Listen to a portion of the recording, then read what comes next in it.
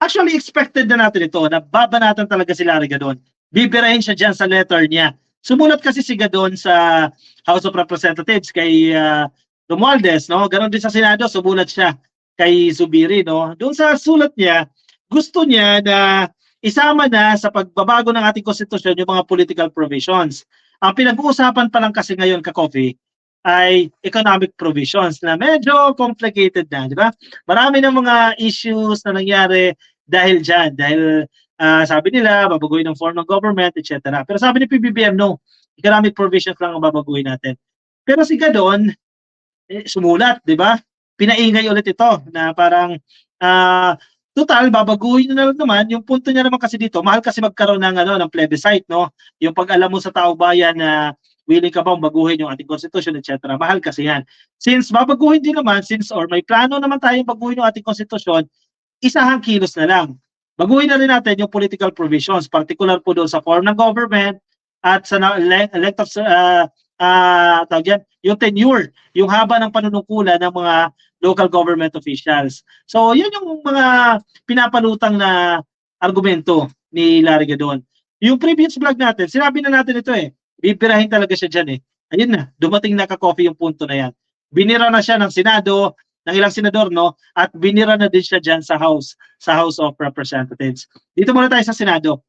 Sabi ni Coco Pimentel, focus on your job, not cha-cha.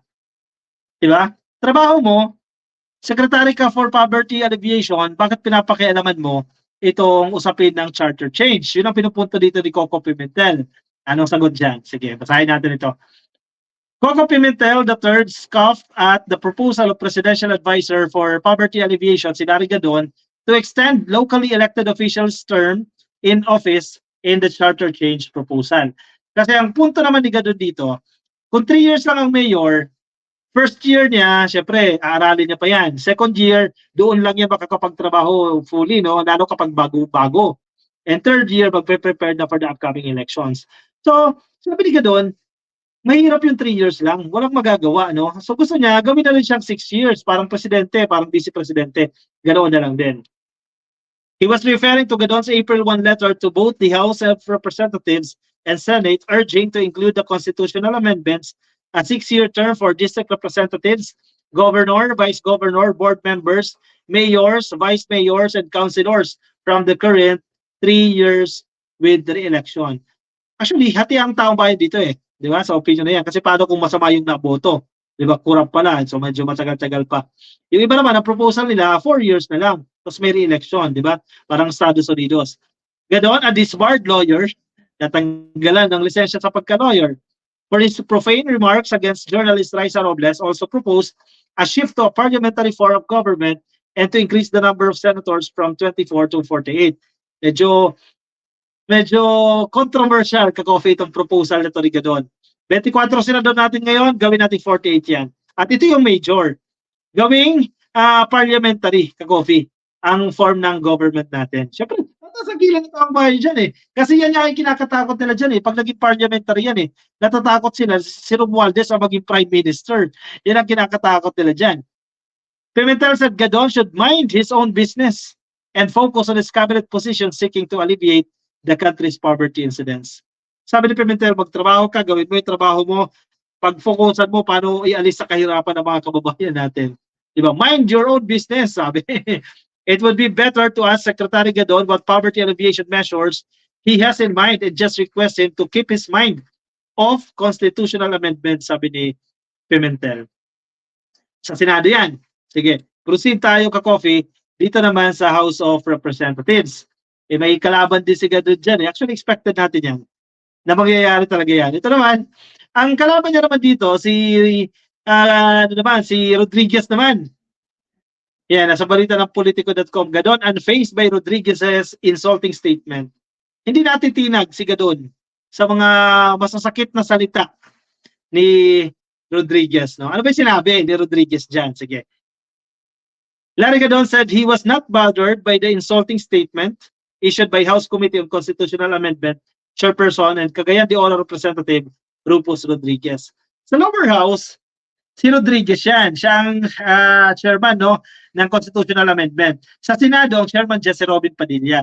Pero again, dahil hindi nila nilarespeto si Robin Padilla, hindi sila tiwala kay Robin Padilla na kaya niyang hawakan yung pagbabago ng konstitusyon natin. Ang ginawa ng Senado, gumawa sila ng subcommittee na pinangungunahan ngayon ni Angara, di ba?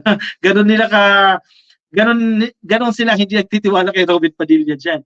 In a statement on Sunday, Gadon said it was obvious that Rodriguez has yet to read his letter to House Speaker Ferdinand Martin Romualdez and Senate President Juan Miguel Zubiri seeking to include the amendments of political provisions sa proposal po na pag-amyenda sa 1987 Constitution.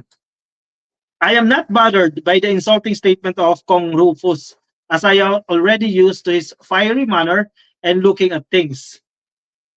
In a statement last Friday, Rodriguez said he is confident that his house boss, si Romualdez daw, would throw Gadon's letter into the garbage can. Basura, ka-coffee. Ituturing na basura, ito speculation nito ni Rodriguez na ituturing na basura ng kanyang boss, itong sulat na ito ni Gadon at itatapon lang daw yan. Siyempre, masakit na salita ito. No? So sabi ni Gadon, hindi ako matitinag, unfazed pa rin ako dyan.